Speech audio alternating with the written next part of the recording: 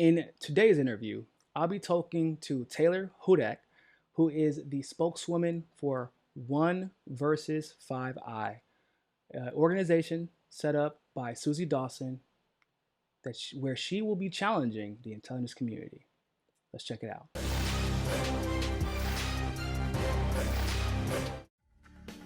Hi, my name is Suzy. I'm an activist and a journalist from Auckland, New Zealand.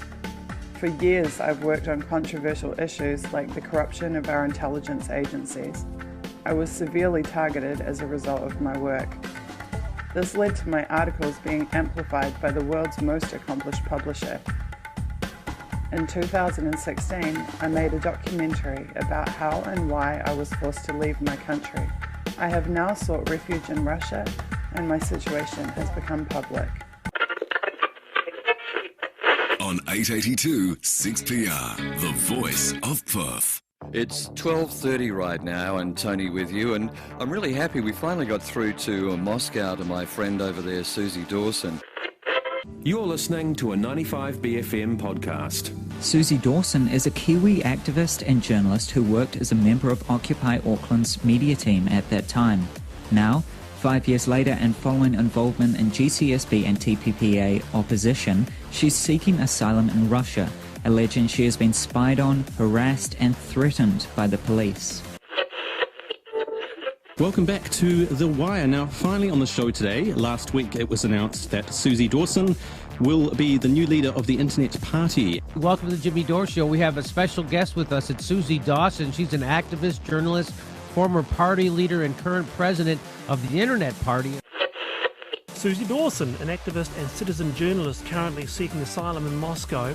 Suzy has written extensively on surveillance and the deep state and claims it's not safe for her in New Zealand. My name is Craig Tuck. I'm a lawyer from New Zealand. I act in the area of international human rights. I act for Suzy Dawson, along with a group of other lawyers throughout the world who act for journalists and dissenters in high-profile cases, including the case of Julian Assange. As far back as 2012, Suzy has been trying to warn New Zealanders and other citizens around the world about state targeting and surveillance of citizens and the methods being used to do it.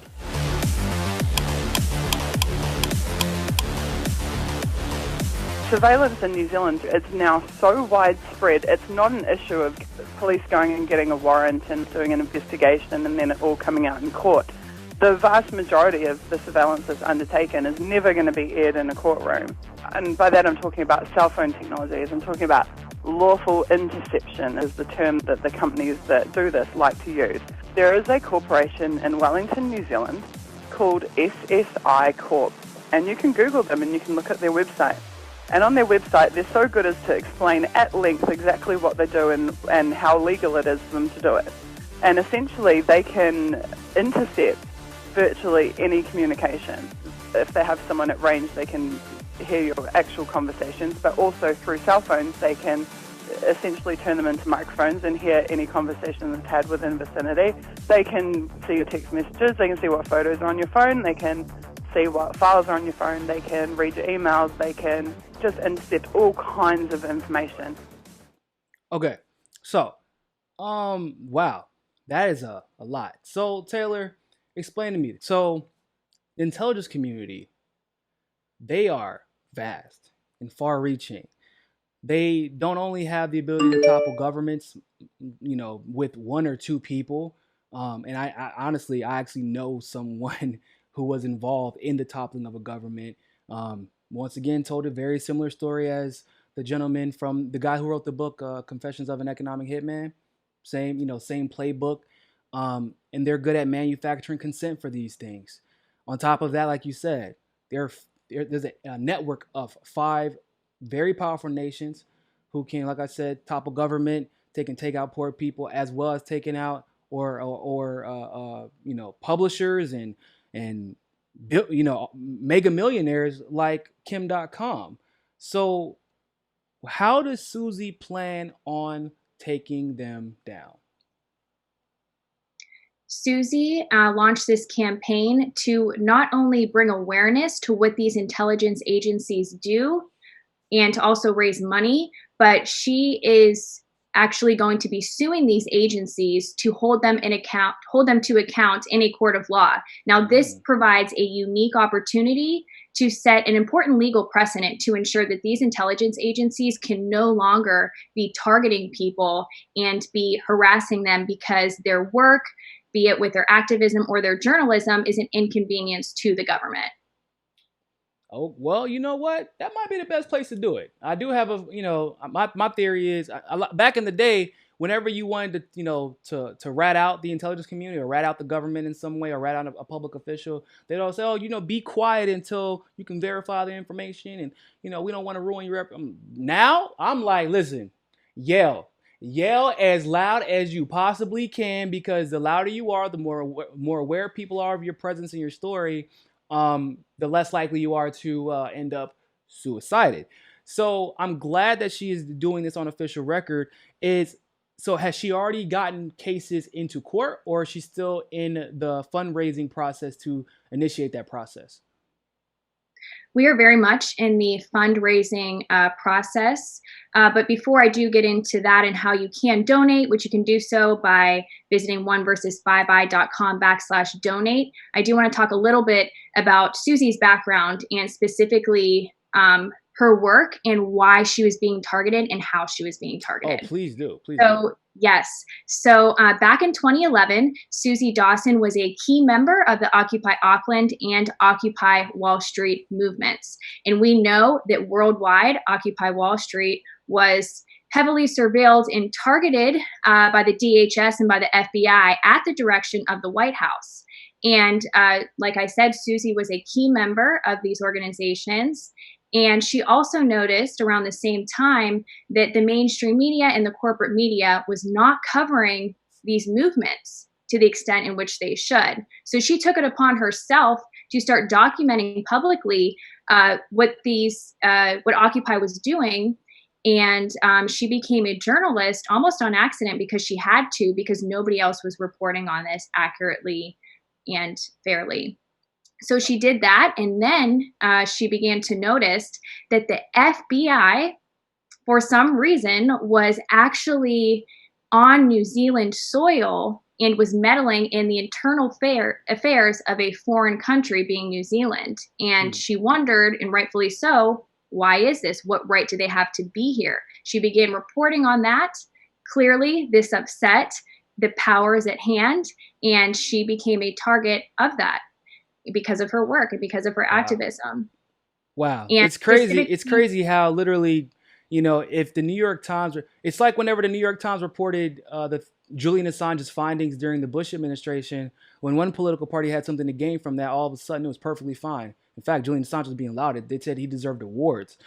And when people do the same thing now, I remember, I believe it was, Cuomo? Was it? No, it wasn't Chris Cuomo. Was it Jake Tapper who said, oh, it's illegal. You can't actually report on the WikiLeaks documents, or you can't read the WikiLeaks documents because it's illegal. And it's crazy. Just what Suzy seemingly did was journalism.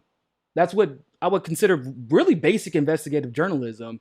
And now she's being targeted. And right now she's in asylum in Moscow, correct? Suzy is in Moscow, Russia right now, reseeking temporary asylum, and we expect a decision to be made on that soon. And so she is living there, but she had to flee her country of origin, New Zealand, because the targeting was so severe. And it started out small, with breaking into her home, with tampering with her vehicle, stealing her items, and then it eventually grew to the point where threats and attempts were being made on her life. At the same time, Suzy was documenting all of this on social media to prove what was happening to her. And this doesn't just happen to Suzy. There are many people around the world, be it journalists, activists, political dissidents, who have been targets of the powers at hand and of the governments and of the intelligence agencies, and specifically the Five Eyes. Like many other people around the world, there was one individual in America who did not know Suzy, but heard of her story and was experiencing the same exact forms of targeting. These two people did not know each other. And at that point, they were able to connect, and they realized how strange it was that despite the fact that they were in two different countries on opposite sides of the world, they were subjected to the same forms of targeting. Wow. That's crazy. That's and the crazy. point being is that this is a connected and collaborated effort among the Five Eyes nations intelligence agencies. And that is why we are going to hold them to account in a court of law so that this cannot continue to happen to other people. So now, obviously, I think that we can agree that to different degrees, some courts may be a little bit more reliable than other courts as far as their due process or their ability to adhere to due process is concerned. Is there a fear that, for example, when it comes to the CIA, which is my biggest fear, that Suzy won't be able to get the intelligence communities, at least, maybe the CIA in Canada or the combination of CIA in the UK? Like, what if she doesn't get anything done? Like, what if the judges are like, well, they can do that if they've deemed it a threat to national security? What do you think happens next? Well, first, I want to make note that Suzy is being represented by international human rights attorney Craig Tuck.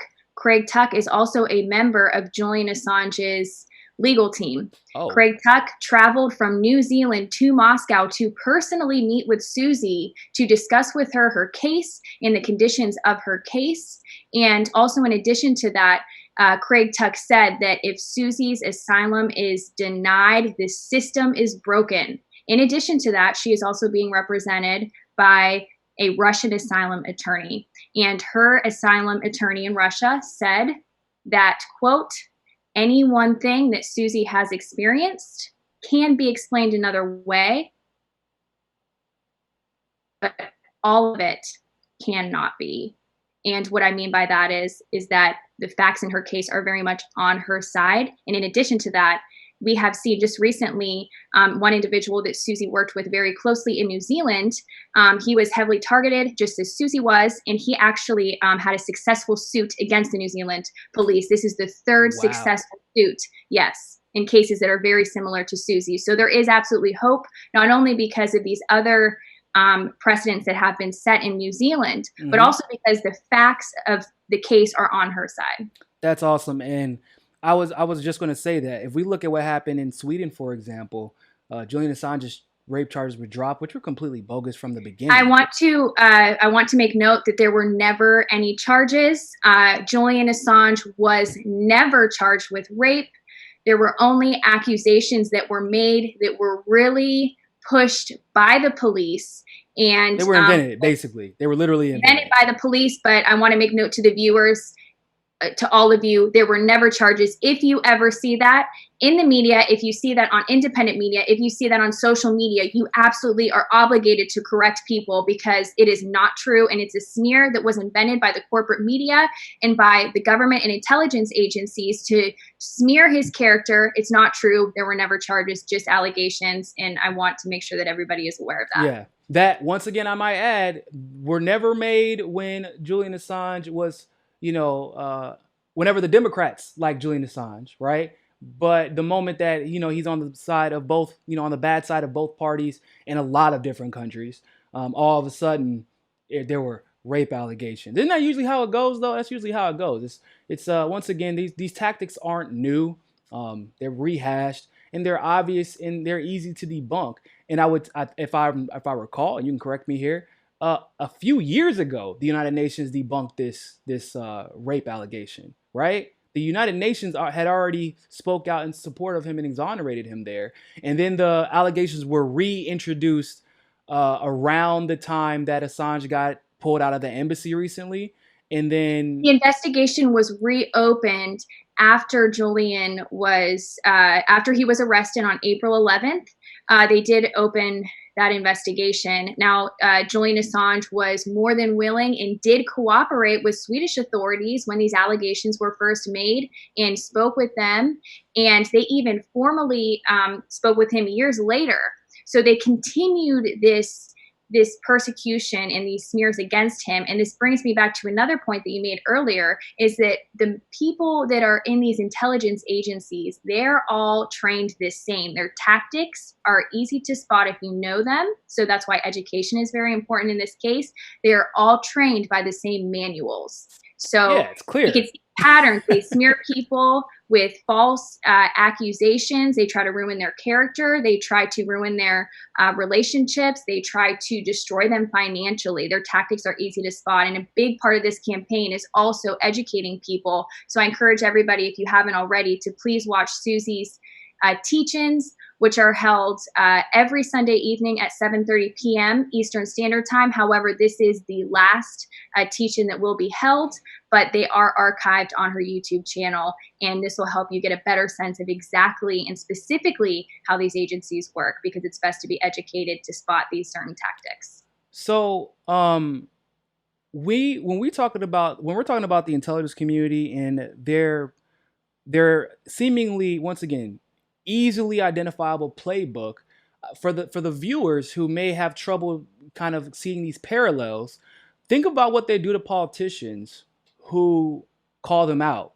I mean, other than JFK, we know what they did to him, but to politicians that even allege that the intelligence community in one form or another might be behind something, or a politician who doesn't necessarily call the intelligence communities out by name, but they're interfering with an operation that could implicate not only the United States intel communities, but also the other intel communities around the world. For example, Tulsi has done both. Tulsi's called out, she literally in her opening speech says, no, we got to rein in these corrupt intelligence communities. But also, she called out the OPCW lies on the chemical weapons attacks. Amongst other things, she stands up to the regime change wars that we know our intelligence communities are behind. Read Confessions of an Economic Hitman if you need more evidence of this. And what did they do with Tulsi? They didn't go after her policies. They didn't go after her votes, which would have probably been easier at one point. They went straight after her character. That is the first thing they did. And it was smear after smear after smear after smear, not in an attempt to get you to dislike her policies or not vote for her, but to completely undermine your trust in her. And so you will not trust anything she says or does going forward, because it's beyond running for office. They don't even want you to have any influence, even if you don't win. Because obviously, as we've seen, if you're like, I feel like Jill Stein and John Mubarak still have a good amount of influence, but we saw the same thing happen with Jill Stein. They were making up literal lies about Jill Stein. I mean, they were saying she was an anti-vaxxer when her statement was, which is, I mean, common sense. We should not just stop doing research into this because, well, we've never perfected medicine the first go around, and we should always continue. And she's a doctor. She's a literal MD from Harvard telling people this. But that's not what they say. They, in fact, and this once again is a tactic that they use. They don't even call her a doctor. They never refer to her as a doctor, right? They just say, oh, that Jill Stein. She's a doctor she's an MD from Harvard saying, hey, y'all, based off of everything I know about this situation, we should just do research. That's all I'm saying. I'm not even telling you what to do. I'm just saying we should research. And they took that and ran with it. But you see these parallels that we see with how they do the whistleblowers, like Edward Snowden, like Julian Assange, even with Chelsea Manning, and how they do politicians who try and stand up to them. It's a similar playbook over and over and over again. Yes, and I feel like, go ahead. This goes back to the larger point that anybody who challenges the status quo, who challenges the establishment, will feel the effects of targeting, and that goes for politicians as well. And that also builds off into this other point, which is the fact, and it is a fact, that these intelligence agencies do control and manipulate every aspect of human society. And we know this because their own documents say so. The Snowden documents lay this all out.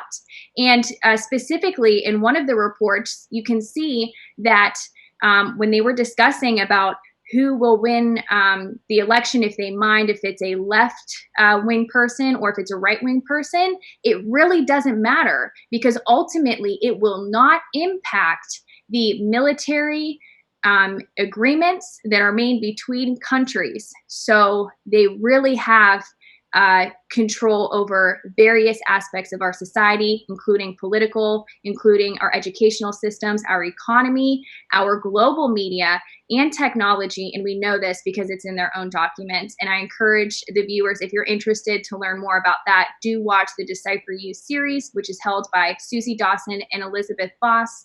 It is on Suzy's YouTube channel. Yeah. So basically, our votes really are, unfortunately, are really insignificant because at the end of the day, they still hold the ultimate power and control.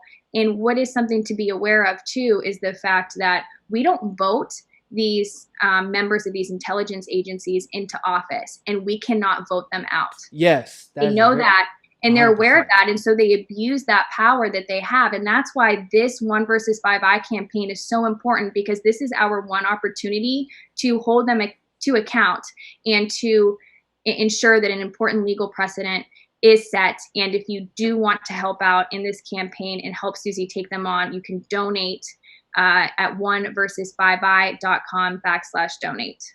Yeah, and I want to just say, and I'm glad you brought that up, because right now we are seeing something.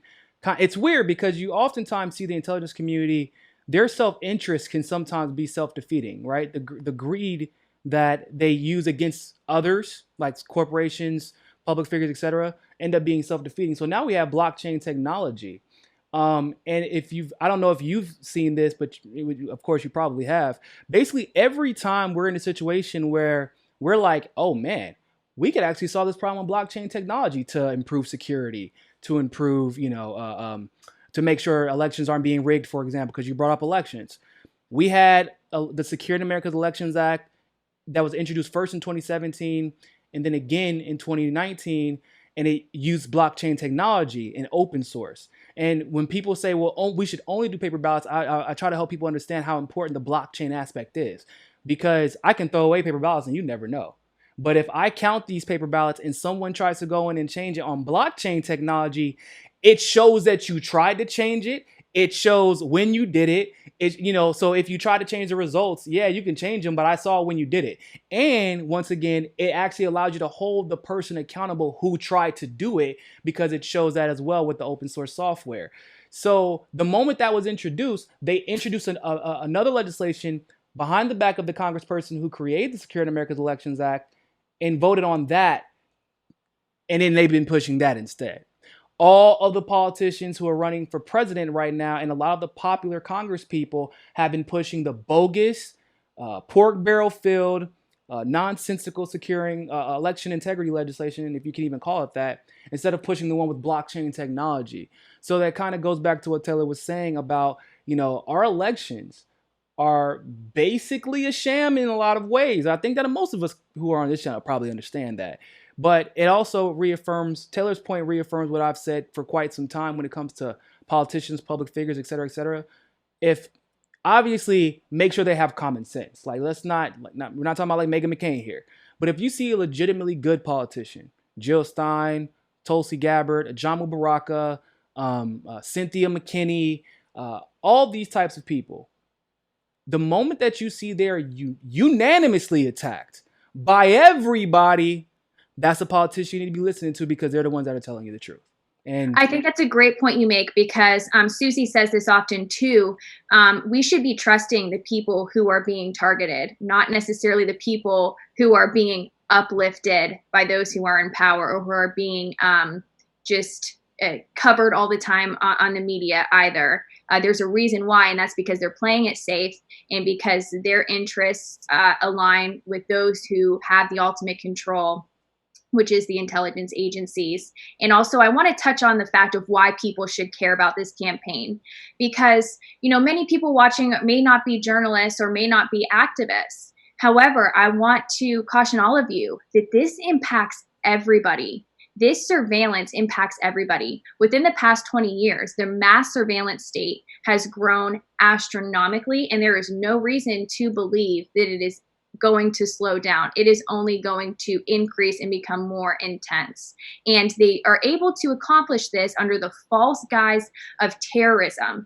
And Edward Snowden famously said, quote, "These programs that were created by the NSA and the intelligence agencies," he said, quote, "these programs were never about terrorism.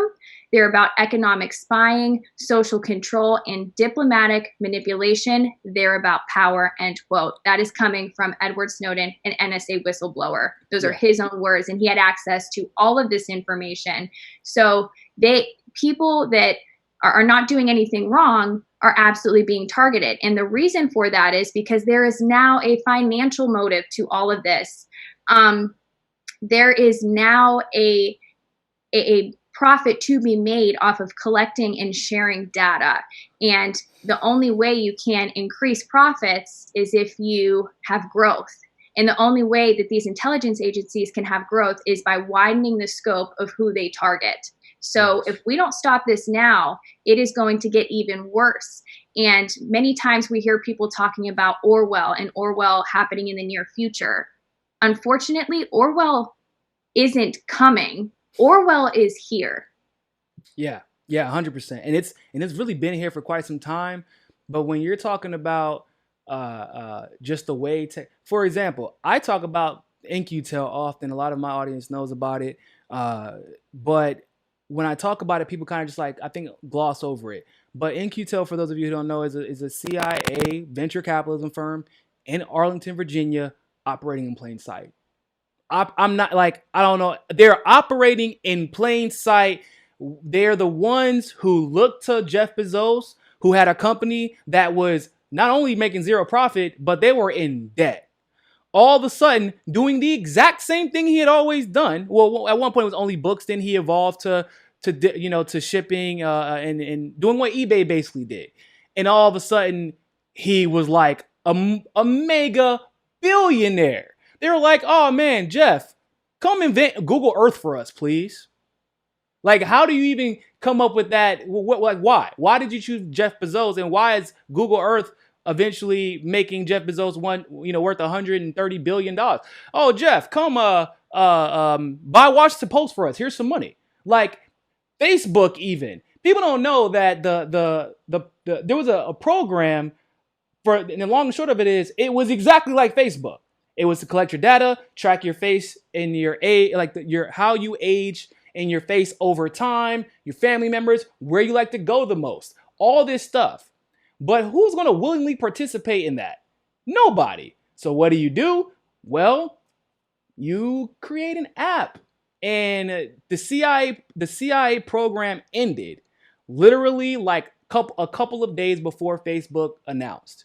And Mark Zuckerberg, before he even stroked the key, was on CNN promoting Facebook while he was at Harvard, before he had even created the program yet.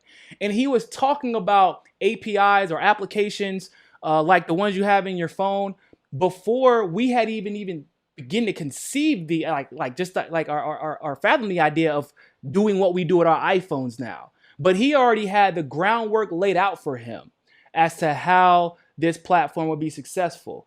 The next thing you know, all of a sudden, Facebook is beating out on MySpace, and it seemed organic to a lot of us, right? It seemed organic, but when you think about it logically, it didn't really make any sense that Facebook was able to beat out MySpace. If you remember, and not only MySpace, but all of the other social media platforms that were on the rise. On top of that, like we were talking about before, we went live.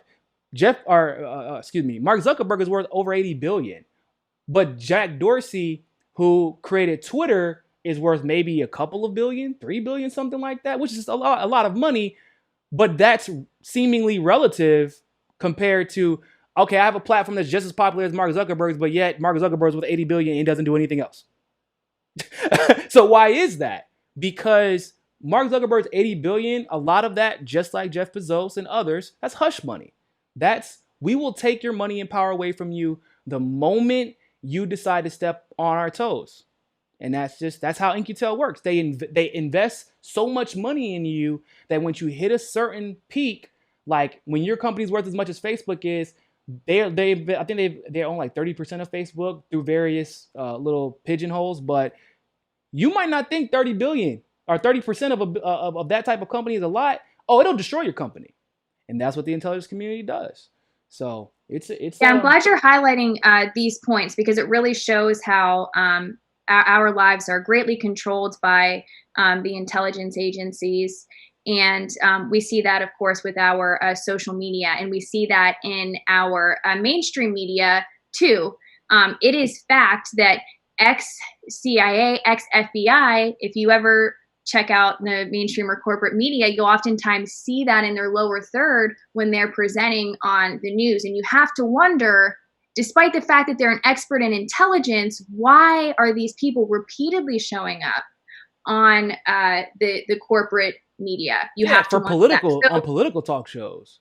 Right. And that's the point, is that our media is completely infiltrated. So we cannot at all expect them to hold the powerful to account. We can't expect them to hold the Five Eyes intelligence agencies to account. And Suzy has been doing so since earlier in the decade, around 2012. She was reporting and warning New Zealand citizens that they were being targeted, and that the police and the authorities were employing Thompson and Clark Investigations Limited, which is a private company, to spy on New Zealand citizens. 6 years later, in 2018, the State Services Commission report came out and validated all of the claims and things that Suzy had been telling New Zealanders for the past several years. So she was validated in that claim, but it took 6 years for this to eventually come out. So that's why this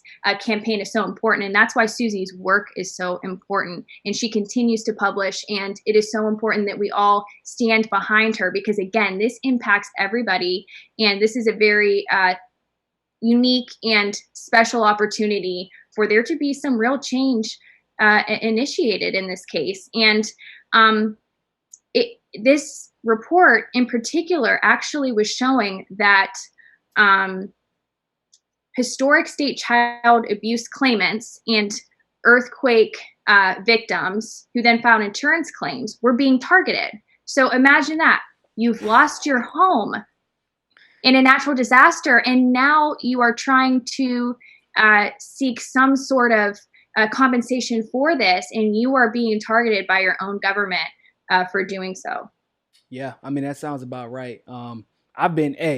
Listen, I was a founder or co-founder of the DNC fraud lawsuit, and immediately I had my life threatened. The attorneys had their life threatened. Plaintiffs had their lives threatened. Our secretary had her life threatened. Even after that, literally the week. So I had a bunch of viral videos where I was exposing Kamala Harris in ways that people didn't even, they didn't really understand just how bad she was. And that I grew about 25,000 subscribers in the course of a week and a half to 2 weeks. And that was like everybody, even, my friend, Jimmy and Kyle and everybody was like, bro, I've never seen that type of growth in 2 weeks. I've never seen that. And it clearly put something on somebody's radar, because I go out of town for the California Democratic Convention to go cover that. I come back. The day I get back, my car is towed for parking tickets. The parking tickets, mind you, first of all, I was getting 2 and 3 in a day. Like, I was reviewing them. I'm like, hold up, what are you talking about? I might have like 1 or 2, but I'm getting like 2 or 3 according to their records in a day. And I caught them because they gave me a parking ticket for my car at this current address when my car was not at this address at the time. And I'm like, are you sure? They're like, yeah. I'm like, oh, you're positive? Because I thought so. I'm like, I'm being paranoid. They're like, no, it's what it says. It says this is the date. I'm like, okay, I had just moved here. That car wasn't at this address at that point. It didn't get to this address till maybe a month and a half later. So you will, and it's not just, of course, like we like to think of the grand scheme, the intelligence communities, but they have their little minions who do their bidding. and they know who they have to protect in order to get their agenda pushed. And so, yeah, I mean, is like a CIA asset going to come, or agent going to walk up on Suzy and be like, "Oh yeah, you need to," no, that's not how it works. They get, people who take orders, they don't ask questions, they just do what they're told to do. And we have to. Yeah, Go ahead. I encourage everybody to, like I was saying, Suzy was a victim of this targeting for some time, like many whistleblowers, journalists, activists, and political dissidents around the world. But eventually, she had to flee her home country of New Zealand because of this, which was not an easy decision, which was not something that she at all wanted to do. And it's anybody, as you were saying, it's anybody who specifically is challenging the establishment is going to be on the receiving end of this targeting. And it absolutely varies, of course, depending on your level of involvement in activism, and specifically the information that you are providing to the public and how damaging that is to the establishment. However, I want to make note that Suzy did seek redress in New Zealand. Oh. She did. She went to the police and she told them what was happening to her, and she laid it all out. And as I said earlier, she was documenting all of this on social media at the time that it was happening. So once she went to the police and told them, they said to her, as long as you are an activist and a journalist and continue to do this work, this will continue to happen to you. See, if Suzy was raised in the hood where I'm from, she would have known you can't go to the police. Don't even go to them. I don't even call. When my house used to get broken into when I was a kid, my mom was like, "We're gonna call the police." I'm like, "Mom, just don't." They don't make anything better. But the truth of the matter is, I'm glad that she did, though, because it helps her document everything step by step. And she did the right thing, because I feel like we wouldn't even be able to get to the point where we're at right now, where she's able to hold them accountable in court if she didn't do that.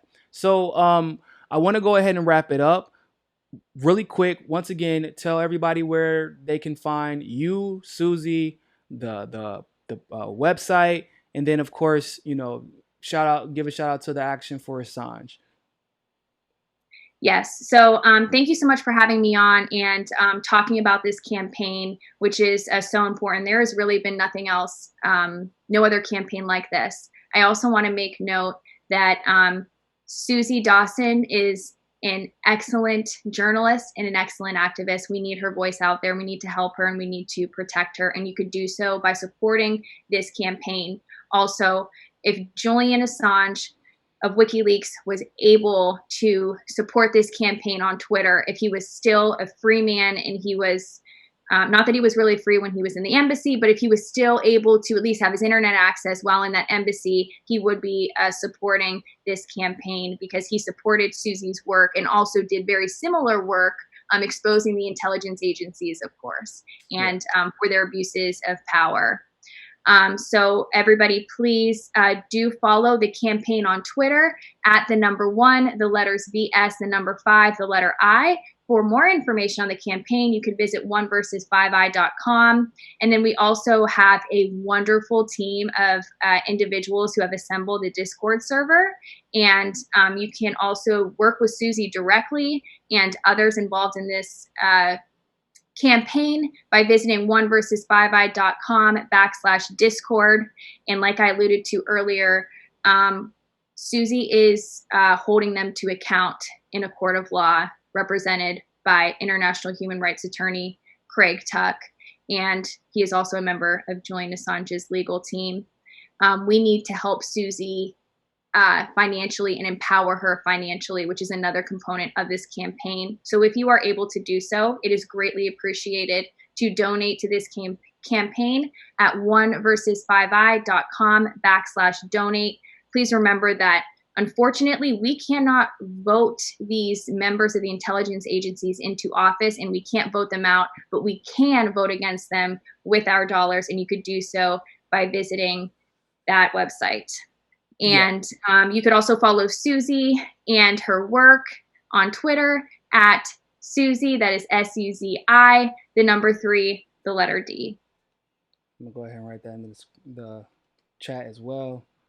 Suzy3D on Twitter. All right, good stuff. And yeah, just make sure y'all help you donate to Suzy. If you're a patron of mine, then you can turn my Patreon off this month and donate that to Suzy. Because this is important. It's somebody who's been involved in something similar to this, but when it comes to the politics side of it, um, even if she gets to the court and they go into discovery mode, that enough is worth everything. When you're talking about exposing how corrupt the intelligence community is, you don't really have to. I mean, it would be nice if she could win and hold them accountable for sure. But the most important thing is the information that will be there on record that can no longer be put behind closed doors. And then Suzy using her platform to get that information out to the public. And so it's a big deal. Shout out to Suzy. I hope she's watching. I always got a lot of love for you. And whenever I can do something to help support you, or Assange or anything that you all are helping out with, I would always be absolutely happy to. Thank you, Taylor, of course, for putting yourself in a situation. I know you're putting your life at risk too. And I understand the gravity of the choice that you made to be a spokesperson for Suzy and in this mission to hold the intelligence communities accountable for all the wrong acts they've committed against not just American citizens, but citizens everywhere. I will end by saying this: in cases of Suzy, even Kim.com or Julian Assange, Edward Snowden, it seems to me that the most patriotic people always end up having to seek asylum from their country. And it's sad because the reason that they're eventually forced to seek asylum is because they wanted to save their country. The reason they were forced to ultimately leave their country is because they wanted to save it. And, that says a lot about the state of affairs of our nation right now. We cannot pretend that Assange isn't in literally the Guantanamo Bay of Great Britain. We can't pretend Edward Snowden isn't still in Moscow. And all he asked for was a fair trial. We can't pretend. I mean, I'm sure Manning would have loved to seek asylum, but they caught her too quickly. Now she's being charged $1,000 a day for not putting herself in double jeopardy. We can't pretend like these issues aren't happening. We can't pretend like our politicians aren't speaking out about this. If you understand this issue, then you understand everything, right? If you understand Julian Assange, Suzy, Kim.com, Snowden, Manning, everybody, if you understand reality, if you understand what they're going through, then you understand what is wrong with this country, and that is an indicator of if you have the ability to then defeat the intelligence community, hold them accountable, and run it. Otherwise, like Taylor said, what's the point? You're not going to do anything different. Our votes don't matter. And these elections are once again going to be a farce. So speak up for Julian Assange. Speak up for Suzy. Donate to Suzy right now. Go to the website, donate. And for everybody else, thank you for tuning in. Greatly appreciate it. And always remember, more than anything else, people, find your balance. Peace. Hey, don't forget to hit that subscribe button and hit that notification bell if you like that segment of Mi Casa es Su Casa. Of course, if YouTube is giving you trouble, as it always does, you can download the Rokfin app and follow us there. Also, if you want to continue to help our show grow, you can help us reach our goal of 500 patrons on Patreon and donate as little as $1. Really, anything helps. Other than that, always remember, people, more than anything else, find your balance. Peace.